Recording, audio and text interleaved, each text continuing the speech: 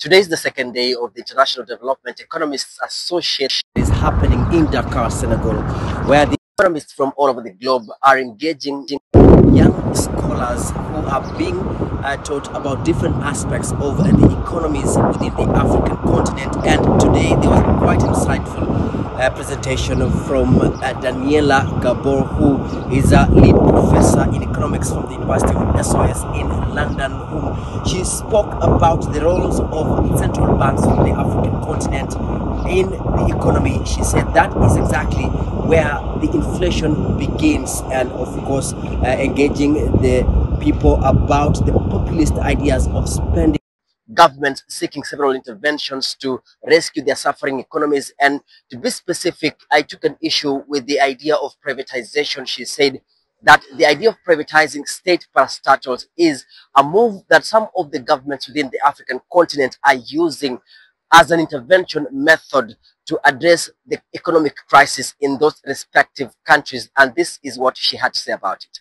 Privatization to me comes from a particular economic ideology that has been powerful on the African continent and elsewhere for the last 4 decades, called the Washington Consensus.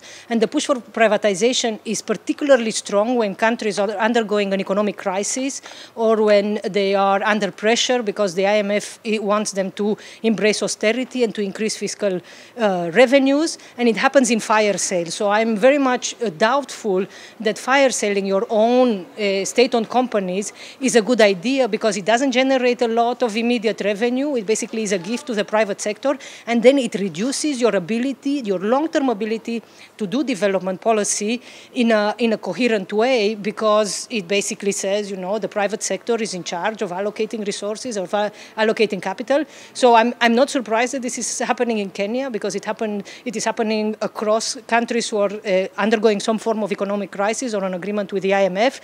It's a long-term anti-developmental strategy. There has been an intense conversation surrounding the economies, speaking the issue of the debt crisis within the African continent that is being regarded as a crippling effect to the economy. This is owed towards the over-reliance on the African continent, borrowing much more money from the international institutions, and in return putting the taxpayers on the risk of losing more money in terms of taxes towards servicing of this loan. So there's been a lot of talks, a lot of programs that will be undertaken here in Dakar, Senegal, and I'm also informed that there'll be a whole conversation surrounding the elections in Africa, as well as the Gen Z protest and the role of the youth in shaping up tomorrow leadership, or rather the leadership of tomorrow within the continent. So we'll be here on standby to bring you a lot more of that right here from Dakar in Senegal.